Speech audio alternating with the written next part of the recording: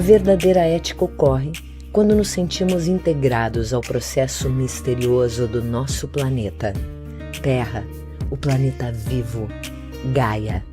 As palavras de Lutzenberger apresentam o programa Estação Gaia da Rádio TV Web Estação Democracia.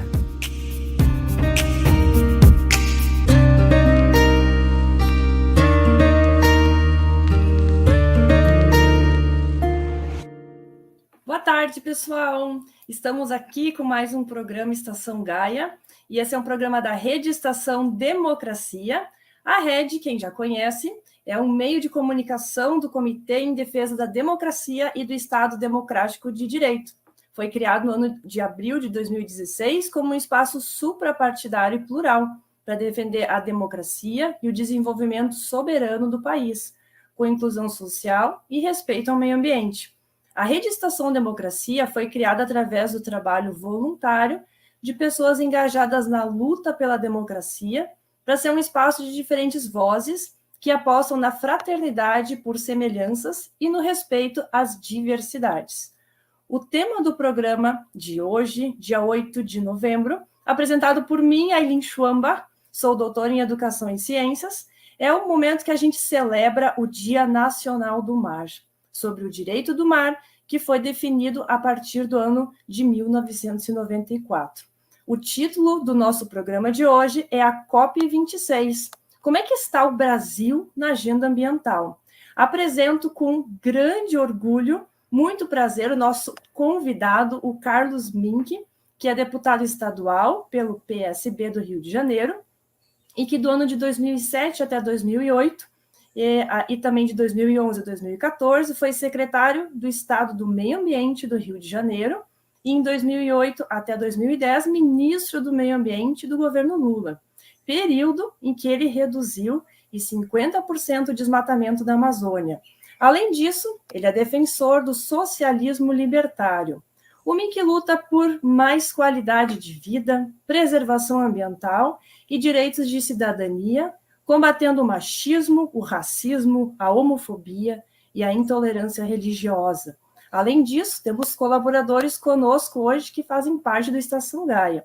Um deles é o Alonso Coelho, que é especialista em gestão pública e também é mestrando em desenvolvimento regional, militante da economia solidária e também do ecossocialismo.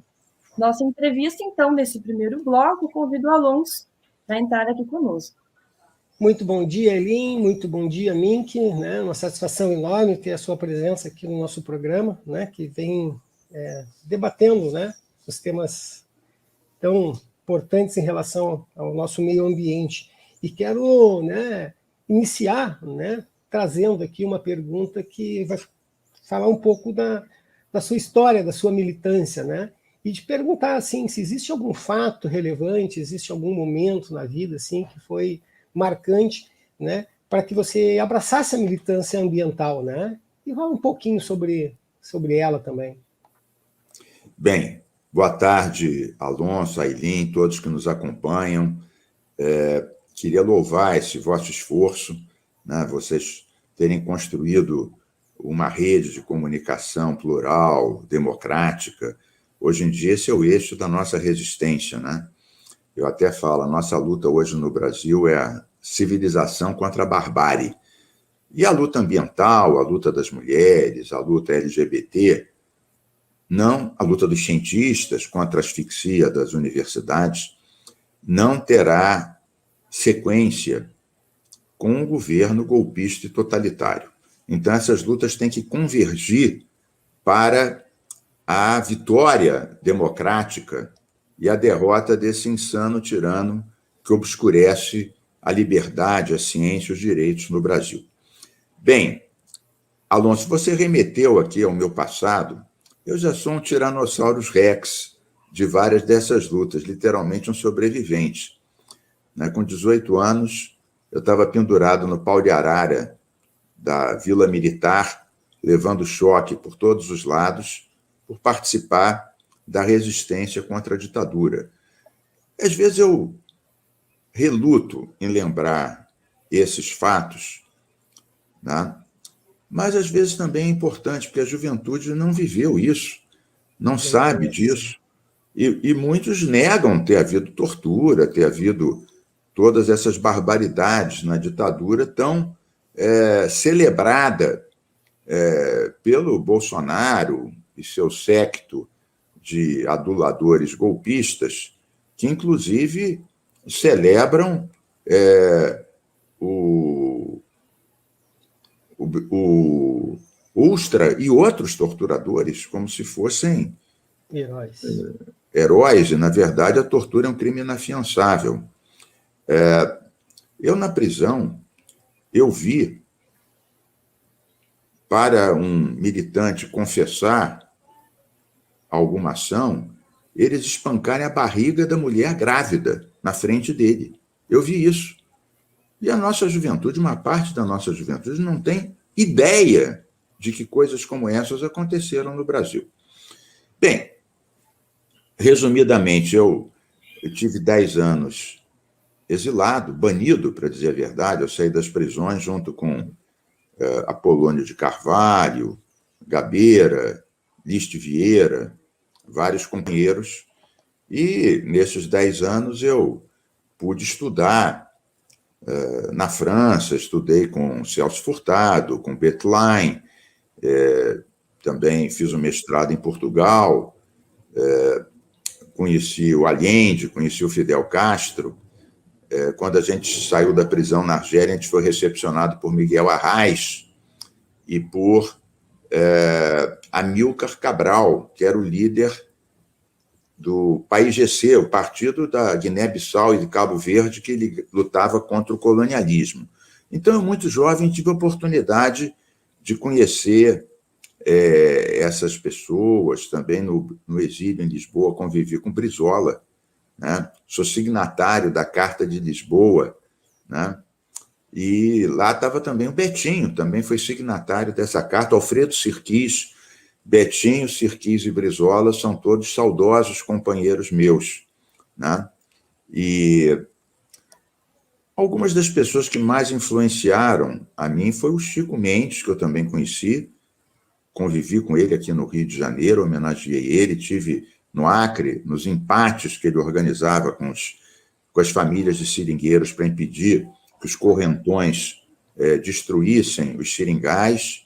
Convivi muito com Betinho, no IPASE, na campanha da reforma agrária.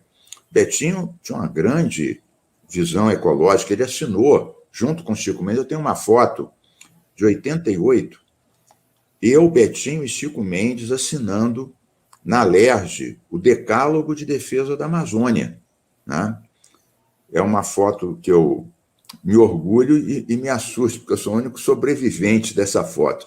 Mas eu tenho o Betinho e o Chico Mendes como meus mestres, porque eles uniram duas grandes utopias, né?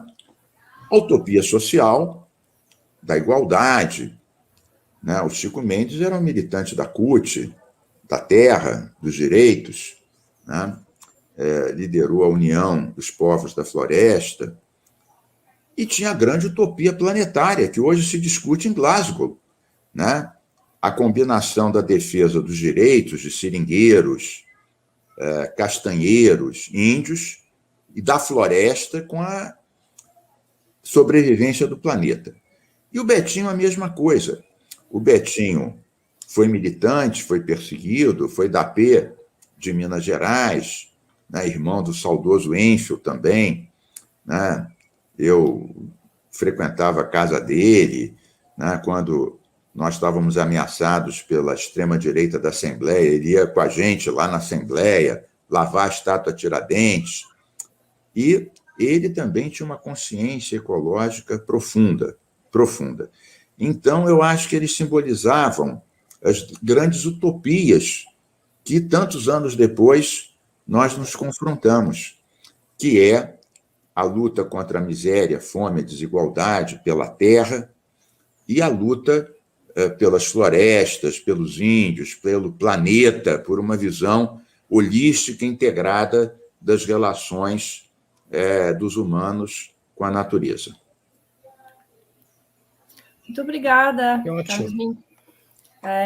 E como é que tu tem acompanhado agora esses discursos da COP26? Quando a gente olha, né, Mink, a Tsai Suruí, que traz nesse momento um sopro de vida, em um tempo de tanto ódio, é a única brasileira que discursa na COP26, e a gente queria saber assim, o que tu acha dessa união do conhecimento dos povos originários e da ciência pela conservação ambiental. Qual é a tua percepção disso?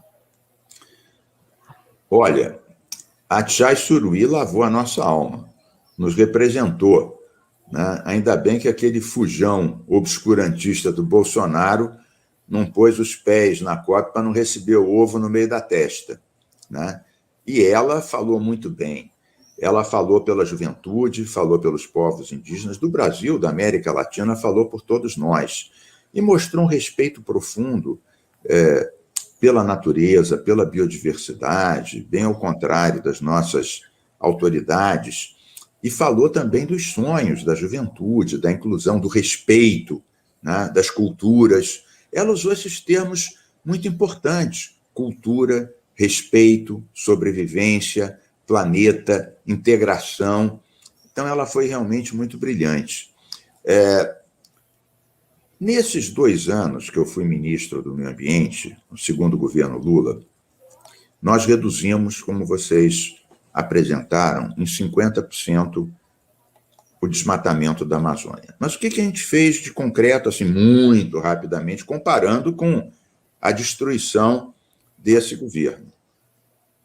Nós criamos, ainda em 2008, o Fundo Clima, com recursos dos royalties, o Fundo Amazônia, eu vou falar depois dele, com $1 bilhão iniciais da Noruega.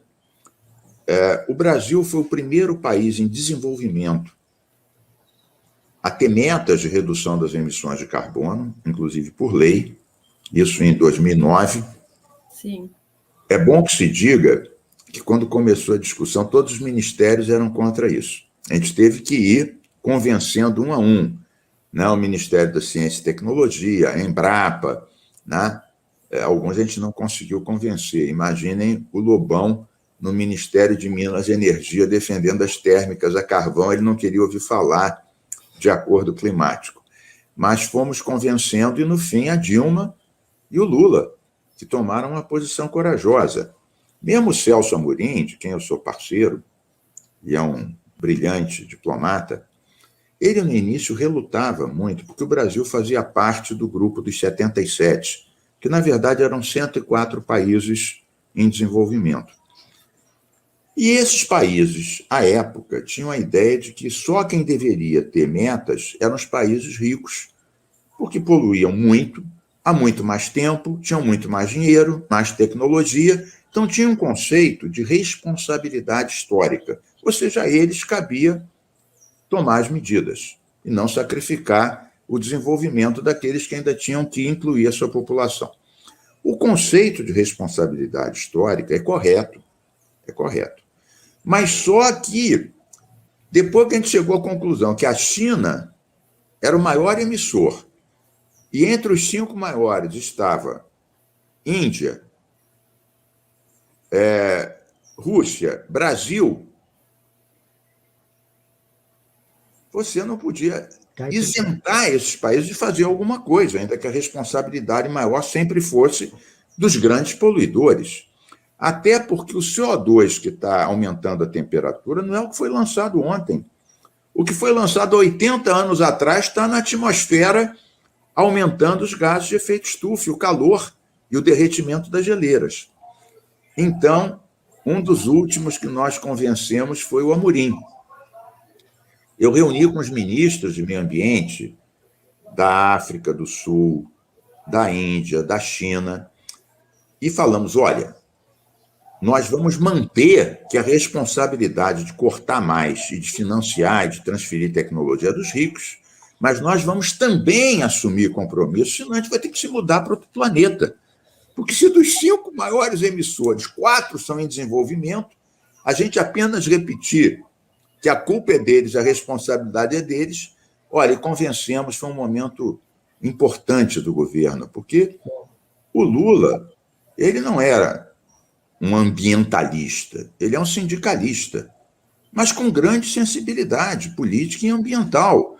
Tanto é que os 2 ministros dele do meio ambiente foram a Marina e eu. Hoje em dia, a Globo e outros órgãos da imprensa, e olha que eu não sou tão crítico assim, o povo não é bobo, abaixa a Rede Globo, hoje em dia é a palavra de ordem do Bolsonaro, às vezes eu lembro para o pessoal. Mas, em suma, a Globo tinha muita resistência a dizer... Ela fala, não, o Brasil foi muito respeitado, o Brasil foi vanguarda, o Brasil foi protagonista. Esqueciam de dizer em que governo, né, e com que pessoas. É como se fosse um passado difuso. Agora está muito ruim, o Salles é um horror, o Bolsonaro é um obscurantista. Antes era muito bom, mas esse antes ficava tipo assim, não se dizia governo Lula, governo Dilma, Marina, Mink, Isabela. Não, era no passado fomos. Mas, ultimamente, eles têm falado disso.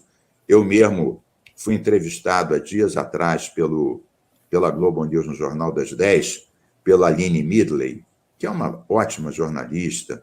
Tive lá 10 minutos. Logo, a primeira frase que eu falei foi citando Chico Buarque e Rui Guerra, no Fado Tropical. A distância entre a intenção e o gesto, né? O descrédito do Brasil é absoluto, né? O Bolsonaro e o Salles acabaram com o Fundo Clima, o Fundo Amazônia que nós criamos, descumpriram todos os acordos de Paris, amordaçaram o IBAMA e o CMBio, né? Aumentaram o desmatamento e ameaçaram os povos indígenas, não demarcaram ou homologaram 1 hectare de terra dos índios, que a Constituição obriga, e bom que se diga, o Bolsonaro já tinha dito na campanha que ia fazer isso. Na campanha. Nesse caso, ele foi coerente com seu etnocídio, né? Foi coerente. Então, o ano passado, 2020, a média dos países do mundo de emissão reduziu 7,5% até por conta da Covid e da desaceleração econômica. O Brasil conseguiu aumentar 9,5% das emissões o ano passado, apesar da crise. Último ponto, para devolver a bola para vocês. A ultradireita e os obscurantistas dizem que a gente tem que resolver a economia, o emprego, o crescimento, e, portanto, essa preocupação ambiental é uma coisa secundária, o marxismo cultural, o globalismo, isso é dispersão. Vejam, no nosso tempo, nós reduzimos 50% de desmatamento em 2 anos, depois eu vou explicar como que a gente fez isso, as operações Boi Pirata, a moratória da soja, como é que a gente fez isso. E a economia cresceu 8%, o emprego cresceu 9%. Ou seja, a gente conseguiu quebrar o desmatamento e aumentar o emprego. O que acontece com o governo Bolsonaro? Inflação, juros cada vez mais altos, desemprego galopante, desorganização da economia e aumento de 35% do desmatamento. Ou seja, eles conseguiram quebrar o emprego e o desenvolvimento e aumentar o desmatamento. E no governo de esquerda, no governo popular, centro-esquerda, de composição popular democrática, o que nós conseguimos? Reduzir 50% do desmatamento e aumentar o emprego. Ou seja, essa equação é completamente mentirosa. Nós podemos enfrentar e resolver as 2 questões simultaneamente. Obrigado, deputado. Estava pensando agora na tua fala, né, de a gente analisar esse momento de COP. Na COP21 fui delegado do Brasil e os discursos mais esperados, sem dúvida, era sempre quando a nossa presidente Dilma se comprometia, trazia as suas expectativas e aquilo que o Brasil estava sempre, né, na linha de frente, com grandes ações e também representado na época ex-ministra Isabela Teixeira. E a gente queria saber, nesse momento agora, né, da COP26, o que a gente pode esperar, que resultados que a gente pode esperar nesse momento da COP26? Olha, eu participei de 3 COPs. As COPs são um momento de assumir compromissos. O Brasil, na COP de Copenhague, de 2009, que eu fui representando o país com Dilma e Lula, o Brasil foi aclamado, porque nós reduzimos o desmatamento e fomos o primeiro país em desenvolvimento a ter metas, e o Lula reduziu a miséria, né? Então, o Brasil, que antes ganhava prêmio fóssil, prêmio motosserra, ganhou dos jornalistas e ambientalistas o prêmio Amigo do Planeta, isso em 2009.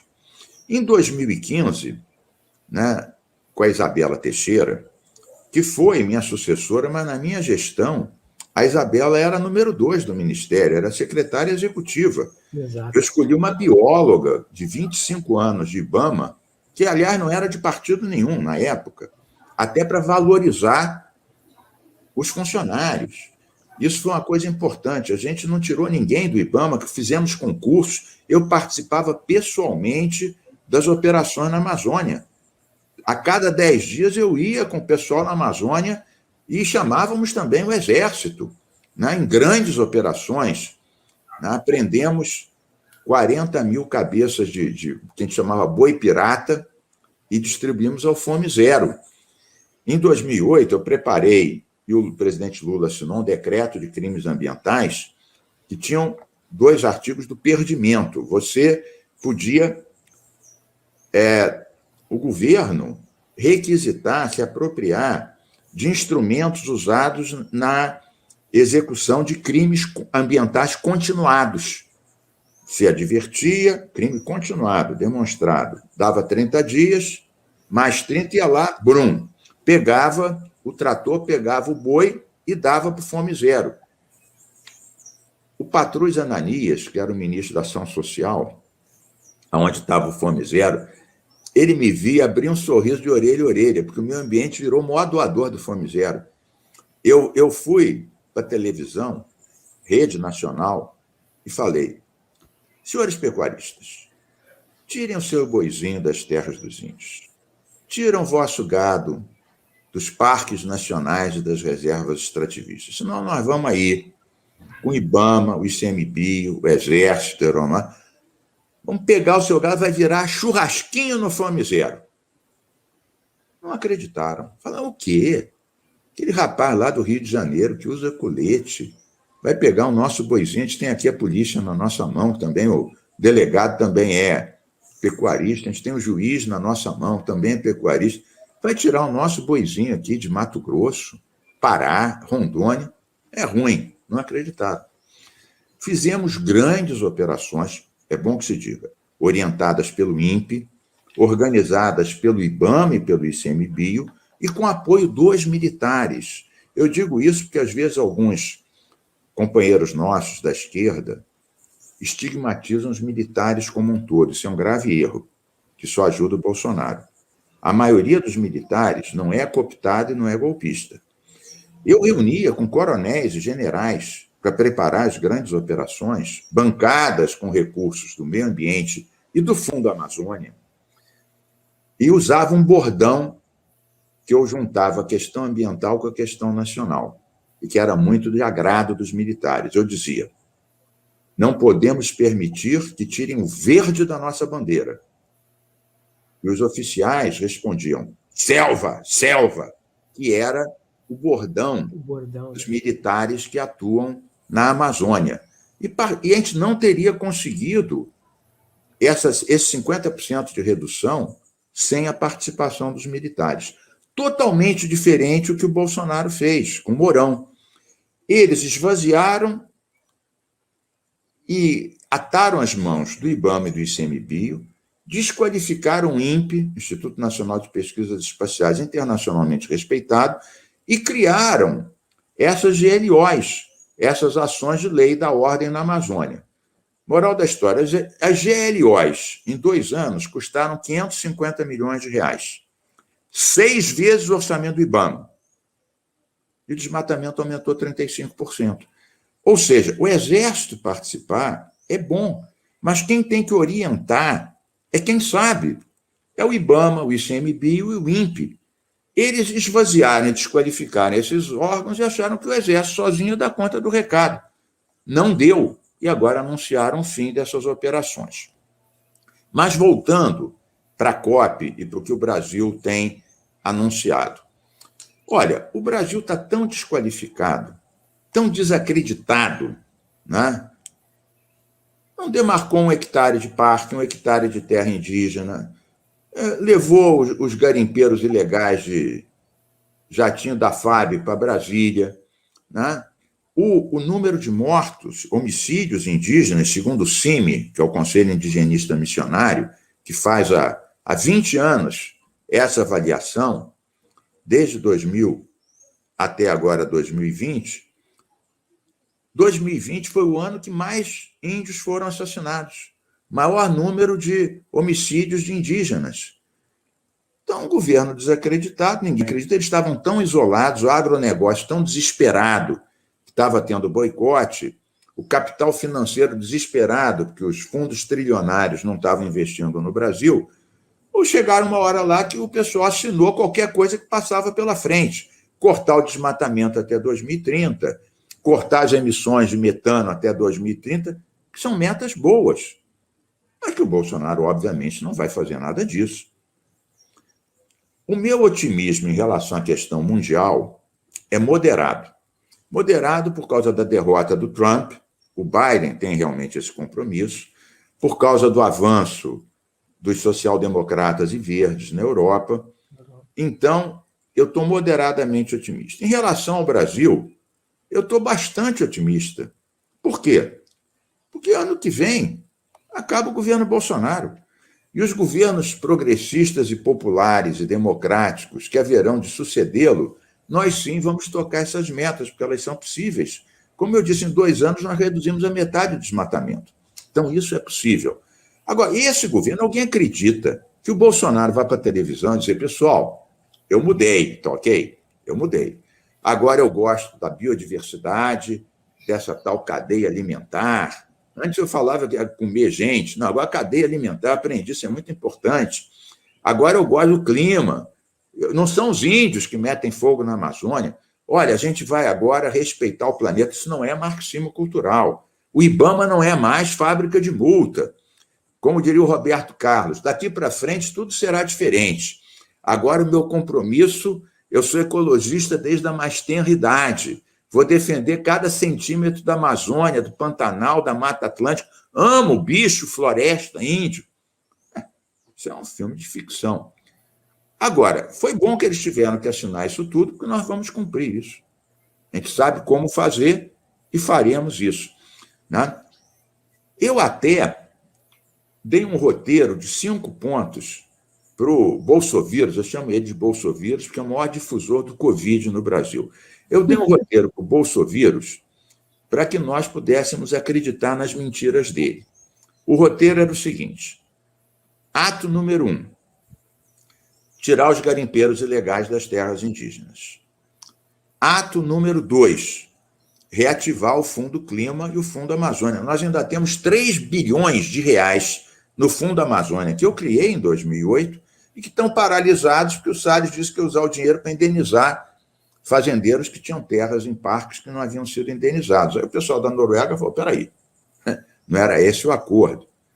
Quando a gente criou o fundo, eu trouxe o primeiro-ministro da Noruega e o de meio ambiente, eles assinaram em 2008. Aí o pessoal falou, brasileiro é desconfiado, com razão.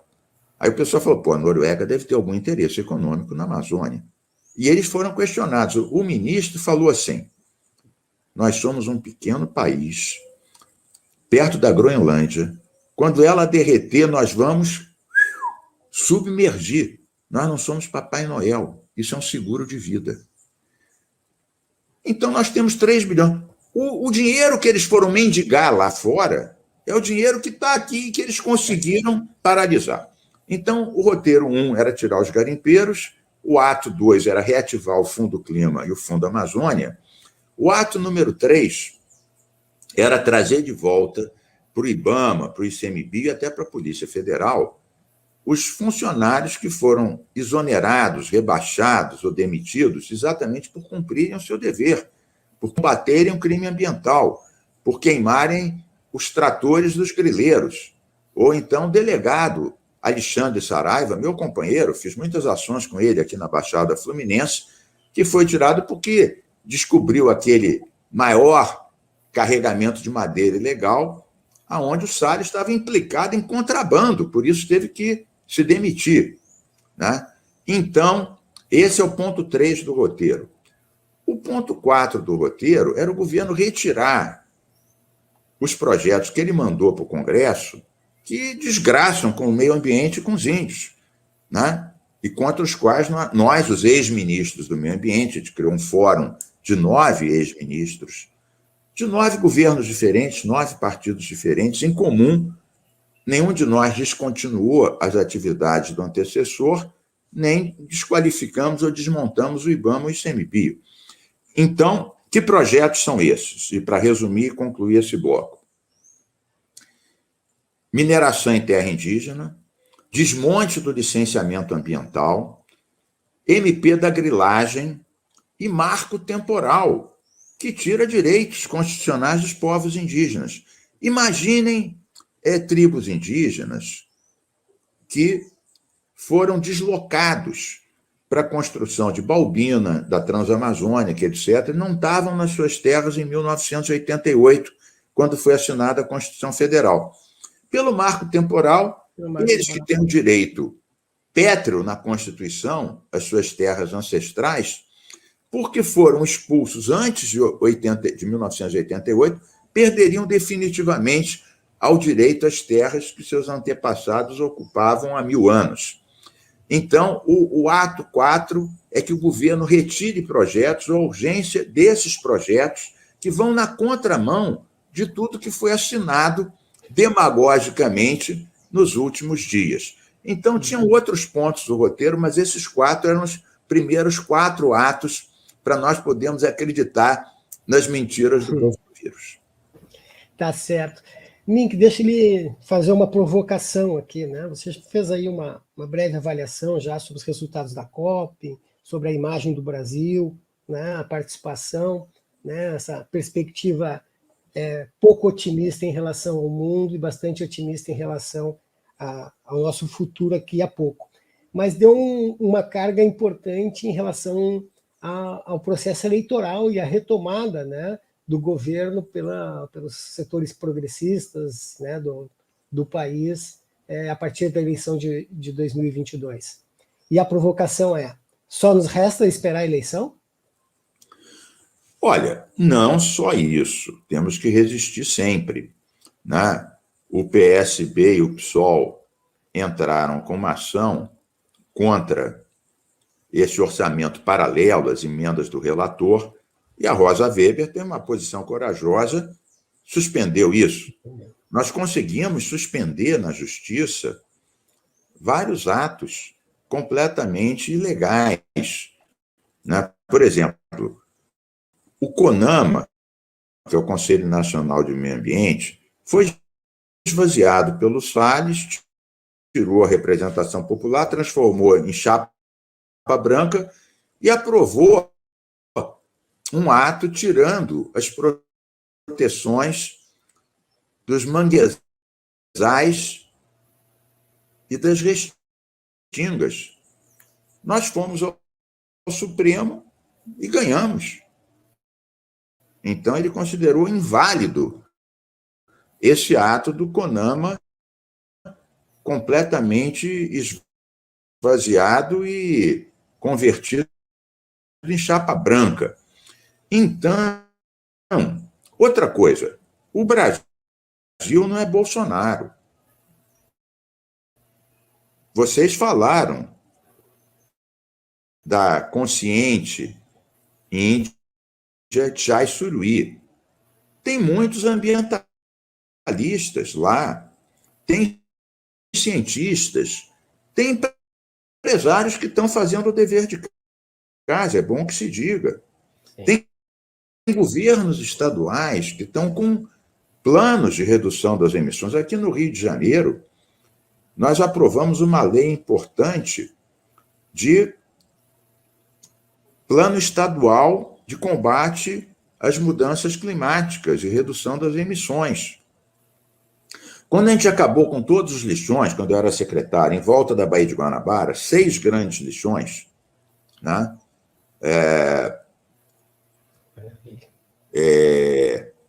Em Caxias, em Gramacho, em Caxias, maior lixão a céu aberto da América Latina, em São Gonçalo, etc., Belfor Roxo, os aterros sanitários novos, nós cravamos na licença que eles tinham que tratar o chorume, que é aquele líquido escuro, espesso, de matéria orgânica decomposta, que contamina rios, baías, lagoas, lençol freático, e que eles tinham que captar o metano, que aquece 80 vezes mais que o CO2. A cidade do Rio de Janeiro, esse dado foi divulgado há uma semana atrás, ao contrário do Brasil, que aumentou em 9,5% suas emissões em 2020, na contramão do mundo, eu já comentei isso no início, o município do Rio reduziu as suas emissões porque o aterro de Seropédica captou metano, transformou em biogás. Estava na licença que nós cravamos lá. É claro que Seropédica é outro município vizinho ao Rio, mas conta para o Rio, porque é o lixo do Rio, dos habitantes do Rio que está lá. Então, isso realmente é possível. É possível. Agora, a questão das eleições. Eu acredito muito nessa frente ampla popular, se não no primeiro turno, no segundo turno. Quando existe uma ameaça real, fascista e golpista, a única tática correta é a união ampla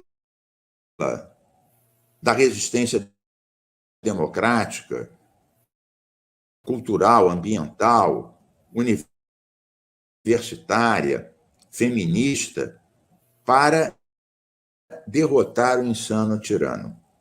Isolar e derrotar o insano tirano. Eu acredito nisso. Eu tenho, naturalmente, eu fui muitos anos deputado do PT, agora estou no PSB com o Molon, o Freixo agora está no PSB, o Flávio Dino, nosso brilhante governador do Maranhão, também está no PSB. O PSB vai apoiar o Lula numa frente muito ampla, claro, com acordos regionais também que estão sendo feitos. E a questão do programa e da sustentabilidade. Eu faço aqui uma revelação para vocês. Eu tive há pouco tempo uma conversa, eu, deputado Molon, que é líder da oposição, meu companheiro, deputado Freixo, que é líder da minoria, ambos do PSB, tivemos nós três uma conversa tete a tete com o presidente Lula sobre a questão do programa. Não basta ganhar, a gente tem que ter um programa para governar. E nós acentuamos a questão da sustentabilidade não como uma janelinha ambiental, mas multissetorial, transversal, pegando vários temas. Nós lembramos que o Biden, claro, os Estados Unidos é muito diferente do Brasil. Lá também tem pobreza, é bom que se diga, mas o Brasil é completamente diferente. Aqui é campeão de desigualdade, né? O Biden, na campanha, ele tratou a questão do ambiente, da sustentabilidade, não numa janelinha, em 8. Infraestrutura, energia, transporte, ciência, diplomacia, clima, ambiente. Então, e está fazendo isso. Um pacote pesado, tem resistências lá no Congresso, inclusive aumentando a participação do Estado. Ele está contrariando aquele liberalismo clássico americano e está voltando a um certo keynesianismo ambiental, ampliando a ação do Estado com base na sustentabilidade. Então, eu, Molon e Freixo, conversamos olho a olho com o presidente Lula, falando: Lula, nós temos que criar milhões de empregos verdes, muitas indústrias diferentes daquela que você trabalhou há 40 anos atrás. A gente vai ter carros elétricos, placas solares, agricultura orgânica, combate biológico às pragas. A Embrapa é campeã do combate biológico às pragas. O Bolsonaro libera 2 agrotóxicos por dia, já foram 2.000, metade dos quais proibidos. Na Europa, contamina o solo, o agricultor, o lençol freático e o vosso tomate e alface de cada dia, a dose diária de veneno. Quando eu fui ministro, era Temporão, ministro da Saúde, um craque da Fiocruz. Nós banimos 19 princípios de agrotóxicos, já restritos em vários países do mundo, ou proibidos. O Bolsonaro libera 2 por dia. Vários desses agrotóxicos, além de contaminar e envenenar, ainda emitem carbono e até metano. Então, o presidente Lula, claro, quando ele ouve falar de criar milhões de empregos verdes, os olhos dele piscam e brilham, como para sua namorada e futura esposa, que ele também está apaixonado, não só pela sustentabilidade, mas pelo amor. Então, eu tenho razões para acreditar que alguém diz: mas será que o Lula vai mesmo nessa linha da sustentabilidade? Eu creio que sim. Quando eu fui ministro, eu travei 10 batalhas dentro do governo. Tinha ministros do Centrão no governo. Tinham ministros contra o meio ambiente. Eu brigava com eles toda semana na televisão. O Lobão, que botar térmica a carvão em tudo que é lado. O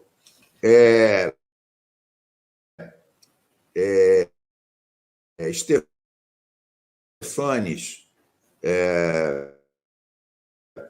da agricultura, que é um ruralista do Paraná, que queria acabar com o Código Florestal, e o Alfredo Nascimento, que era do Amazonas, era do Partido Republicano, era ministro de Transporte, queria fazer uma estrada cortando a Amazônia de ponta a ponta na área mais protegida. Eu brigava com eles, o Lula dizia: Mink, você está brigando na televisão com os ministros do meu governo. Eu falava: eles que começaram. O Lobão disse que eu era atrasado, eu disse para ele se ele estava achando que eu era Chapeuzinho Vermelho, ele estava muito enganado a meu respeito. E de 10 brigas que eu travei dentro do governo, a do clima, eu já falei, ter metas, impedir a cana chegar no Pantanal e na Amazônia, o próprio Fundo Amazônia, o decreto de crimes ambientais, o decreto da Mata Atlântica. Eu perdi 2 e ganhei 8. Então, o Lula, quem eram os ministros do Lula? Marina e Mink. Isso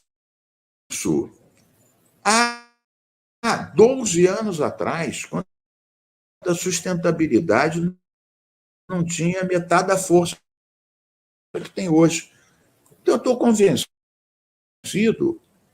que o Lula, que vai ser o nosso próximo presidente, uma ampla coligação que vai do centro-esquerda, esquerda, tem que ser o mais ampla possível, pegando setores empresariais que querem mudar, que estão vendo a imbecilidade que eles fizeram apoiando esse insano tirano.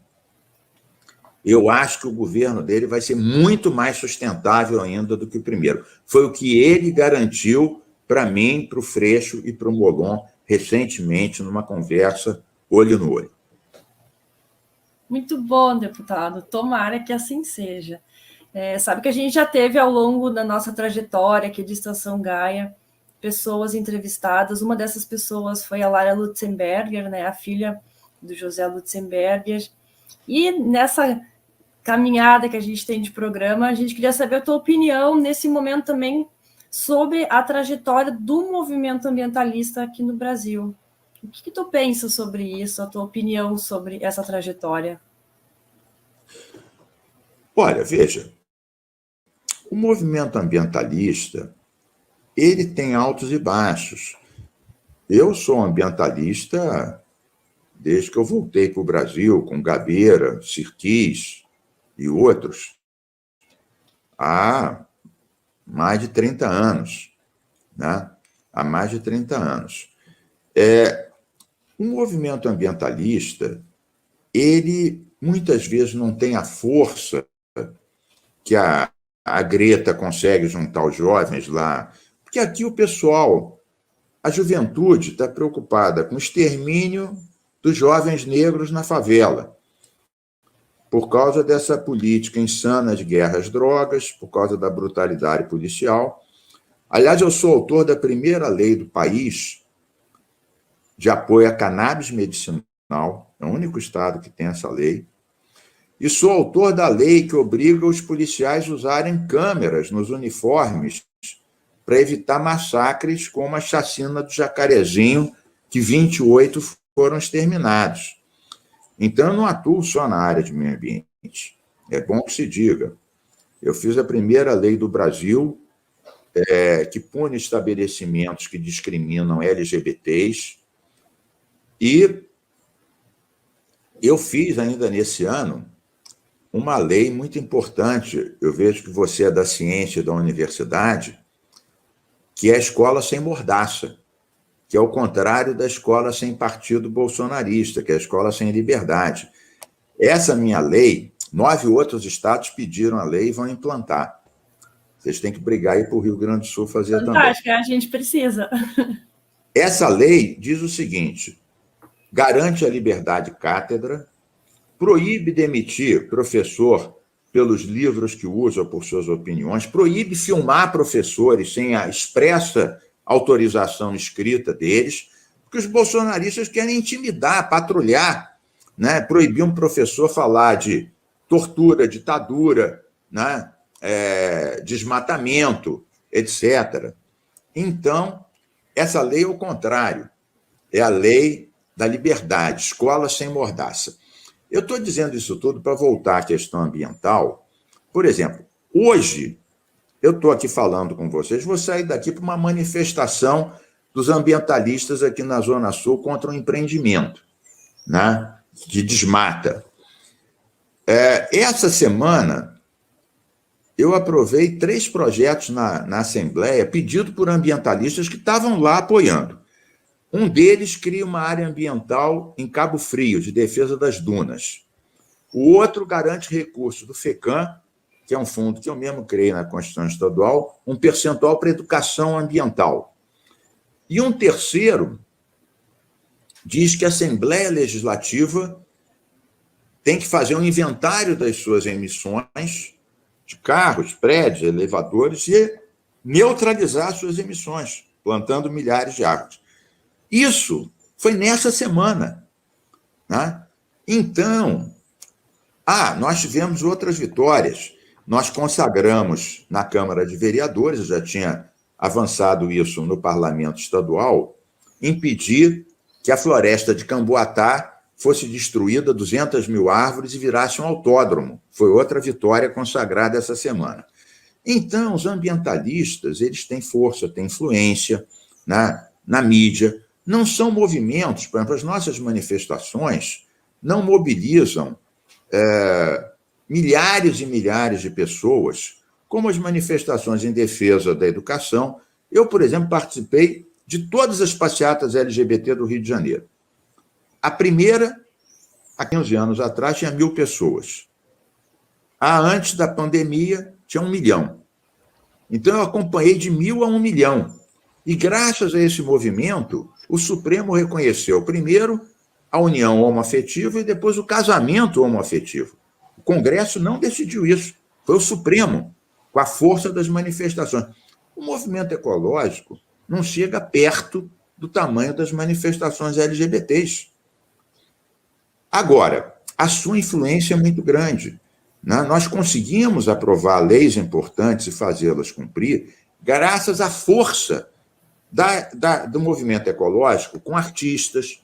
Sempre quando tem, por exemplo, Floresta do Camboatá, o Caetano grava, a Tereza Cristina grava, a Zélia Duncan grava. Então, a gente tem o André Trigueiro, que está aí fazendo um bom trabalho nas mídias, né? Os nossos professores. Então, nós temos uma força na sociedade muito maior do que o tamanho das nossas bancadas nos parlamentos. As bancadas ambientalistas são pequenas, as bancadas ruralistas são 10 vezes maiores. 10 vezes maiores.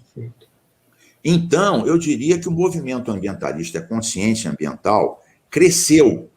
Mas a gente tem tanta violência, tanta mortandade, tanta fome, que nós ainda não conseguimos juntar a luta ecológica à luta social, à luta democrática. Eu sempre digo, e aqui já encaminhando para o nosso encerramento, que um desafio para nós do ambientalismo é traduzir as grandes questões para o povão. Quando a gente fala de mitigar as emissões, de programas de adaptação, de equivalente a CO2, para 90% das pessoas isso é grego. É grego. O que a gente tem que dizer, e eu tenho dito isso, é o seguinte: olha, o desmatamento da Amazônia e do Cerrado diminuíram as chuvas, que diminuiu o tamanho dos reservatórios, o governo teve que ir para as térmicas a carvão, óleo e gás, que são muito mais poluentes, mais caras, e você paga uma conta muito maior da energia.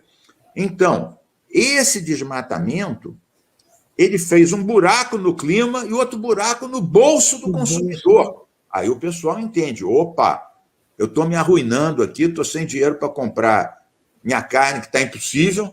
Eu acho que só os gaúchos estão comendo carne atualmente no Brasil, e nem eles todos, né? Então, o pessoal aqui está na fila do osso, está na fila da pelanca. Né? E não ligam a carestia alimentar, porque sem água a agricultura não funciona.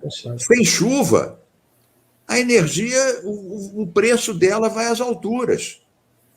Então, eu acho que a gente começa a enfrentar esse desafio, né? As pesquisas mostram que o número de pessoas que antes achavam que a mudança climática era para daqui a 50, 100 anos, isso é para o meu bisneto, você cuida disso.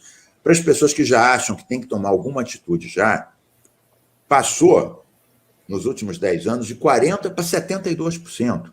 Portanto, hoje 72% acham que isso realmente é sério, mas ainda é pouco. Então, eu acho que as grandes lutas ambientais devem se juntar às grandes lutas LGBT, culturais, antirracistas e pela ciência e tecnologia, num patamar democrático, de resistência democrática, ecocultural e sustentável. Isso não só vai ajudar a derrubar a ultradireita golpista, como vai ajudar a cimentar programas concretos que apontem um caminho diferente. Não basta derrubar esse monstro fascista. Nós temos que ter a capacidade de enfrentar as questões do emprego, da poluição, da pesquisa científica, né? De uma agricultura sustentável. Nós temos tudo, o Brasil é campeão em plantio direto, a Embrapa é campeã em combate biológico às pragas. Nós temos a integração agricultura, pecuária, floresta, que pode reduzir. Agora, é claro que não basta mudar a ração do gado para reduzir as emissões de metano, que a gente assinou que vai reduzir 30%. A gente tem que mudar os hábitos alimentares. Né? A gente come muita carne. A gente tem que comer mais peixe, por exemplo. O Brasil, com esse litoral maravilhoso, tem um consumo per capita 1/8 do que é do Japão. E cá para nós, peixe é uma delícia. Aliás, se vocês não souberem, eu dou umas receitas para vocês depois. Hoje mesmo eu vou comer um atum na crosta de gergelim, que é uma maravilha, e faço um robalinho de forno com alecrim, alho e umas gotinhas de vinho branco, são de virar os olhinhos. Opa. Então, eu acho que a gente tem que também ajudar, para cumprir esse compromisso aqui de metano, a gente tem que comer menos carne. Viu, Aline? Eu acho que isso se traduz quase num convite. A gente aqui ao Rio de Janeiro visitar o Link para poder efetivamente provar minhas receitas, né? Conhecer de perto, né? A veracidade das coisas. Olha, mas, Link, muito bom. Né? Sem dúvida nenhuma, né? A luta ambiental ela faz parte da sua história de vida, né? É o espelho, digamos assim, da tua vida pública, né? Você, sem dúvida nenhuma, é uma referência, não só nacional, né?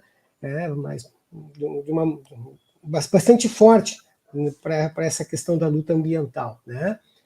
Com essa clareza que você disse aí, que você não atua só nesta área, mas isso é uma marca registrada, sem dúvida nenhuma. Gostaríamos, assim, já caminhando para o fim do nosso programa, né? Que mensagem você poderia deixar, assim, eu costumo dizer para os teus contemporâneos, né, para aquelas pessoas que militam contigo desde sempre, né, e para essa juventude que está cada vez mais engajada, mais articulada e preocupada com essa questão do clima, né? Porque eu não tenho dúvida e concordo contigo, né, a luta ambiental ela tem que ser incorporada pelos diferentes segmentos, pelas diferentes lutas, né, do nosso tempo, né, porque ela não é uma luta de um indivíduo, né? A luta ambiental é uma luta da humanidade. Então, que mensagem você poderia deixar aí, né, para a gente começar a encaminhar o final do nosso programa? Olha, primeiro eu queria mandar uma mensagem para a CUT, que eu estou vendo que é uma patrocinadora desse maravilhoso programa de vocês, e dizer o seguinte: nós aqui no Rio de Janeiro fomos pioneiros numa linha que a gente chama ecologia do trabalhador, ou despoluição da produção das fábricas. Nós acabamos com jato de areia nos estaleiros navais que dava silicose no pulmão dos metalúrgicos. Essa luta nos foi pedida pelo Sindicato dos Metalúrgicos de Niterói e São Gonçalo. 680 trabalhadores com silicose, uma doença incurável e mortal. A gente foi para trás da universidade, atrás da saúde, da Fiocruz, acabamos, por lei, com jato de areia e ficamos 6 anos para mudar a tecnologia nos estaleiros. Mesma coisa nas refinarias. Proibimos por lei a adição do chumbo tetretila, que acabava com o sistema imunológico dos petroleiros, porque o chumbo é um metal pesado que intoxica. Também foi uma luta envolvendo o sindicato dos petroleiros, a universidade, a área da saúde. Mesma coisa com amianto. Por lei, o Rio foi o primeiro estado que baniu o amianto. Então, juntar a luta ecológica com a luta por tecnologias limpas e a saúde do trabalhador dentro das fábricas é uma luta que muitas vezes não é lembrada como uma luta ecológica. E foram os sindicatos mais avançados, por coincidência, todos eles ligados à CUT, que impulsionaram a aprovação e o cumprimento dessas leis. Então, isso é uma coisa que a gente deve sempre lembrar. Ecologia é também despoluição das fábricas, mudança de tecnologia e respeito à saúde e à vida de quem produz as riquezas no nosso país. E, atendendo aqui o apelo ecológico do Alonso, mandando um abraço aos meus companheiros de geração, eu acho que a nossa geração passou por muita coisa. Resistência à ditadura, o exílio, né?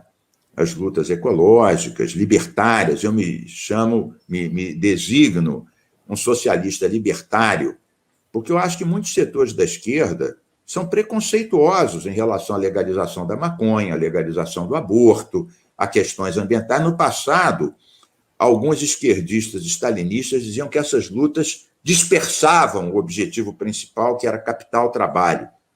Hoje em dia, a gente tem uma visão muito clara que essas lutas se integram e não se opõem, né? E, felizmente, os sindicatos cada vez mais entram na luta ecológica, entram na luta da mulher, entram na luta de uma política democrática de drogas, numa política de direito da mulher ao próprio corpo. Então, eu acho que esses temas, que lá atrás eram temas minoritários, as primeiras nossas campanhas, há 30 anos, nossos candidatos ecologistas eram chamados de viado verde, né? Maconheiro e coisas desse gênero. E, passados esses anos, o que a gente vê? O Uruguai legalizou a maconha, o México legalizou. O Supremo, há uma semana atrás, disse que um pequeno plantador de cannabis medicinal ou de uso adulto recreativo não pode ser preso por tráfico, né? Então, essas coisas estão evoluindo. E, felizmente, os nossos companheiros, que há tantos anos atrás eram estigmatizados, hoje têm que contar essa história. Tem muita gente que acha que não houve tortura. E nós, que somos uns sobreviventes, não vamos ficar atormentados. Eu estou de bem com a vida. Eu gosto de dançar. Ontem eu estava debaixo de uma cachoeira aqui nas Paineiras, pegando energia renovável para combater esse autoritarismo, aprovar mais leis. O que eu digo é o seguinte: o Bolsonaro vai passar. O Salles já passou. Agora, a Amazônia, o IBAMA, o ICMBio, a Fiocruz, a universidade, inclusive a Universidade Federal do Rio Grande do Sul, a minha UFRJ, eu sou professor da UFRJ, a ciência, a cultura, o cinema brasileiro, o sindicalismo brasileiro, nós vamos continuar. Vamos dar a volta por cima. Vamos virar essa página, botar para lata de lixo não reciclável esse monte de fascistas, esse serial killer que é o Bolsonaro, serial killer da Covid, serial killer da biodiversidade, serial killer dos povos indígenas. E nós vamos reafirmar a vida, a ciência, a democracia, a liberdade. E a nossa geração de resistentes, de pioneiros em muitos campos, nós vamos estar nessa primeira fila, resgatando essas vitórias e ajudando a reescrever uma história bonita do nosso povo. Perfeito. Muito, muito obrigada, querido deputado Mink. A gente agradece muito por esse momento, pelo teu tempo. E para encerrar a Estação Gaia de hoje, eu vou encerrar com as palavras da Tchai Suruí, que diz: é necessário acreditar que o sonho é possível. E com tua fala agora, acho que a gente encerra a Estação Gaia com esperança. Muito obrigada, Mink, por esse momento. Combate biodiversos e libertários para a Estação Gaia e para toda a equipe. Muito obrigada. Obrigada, Alonso. Grande abraço, Mink. Valeu, pessoal. Adorei. Até a próxima. Até a próxima. Venham comer meu peixinho. Olha, que eu vou. Obrigada, pessoal.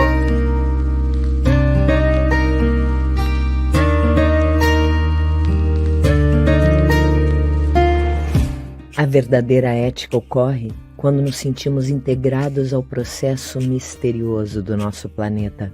Terra, o planeta vivo, Gaia. As palavras de Lutzenberger encerram o programa Estação Gaia da Rádio TV Web Estação Democracia.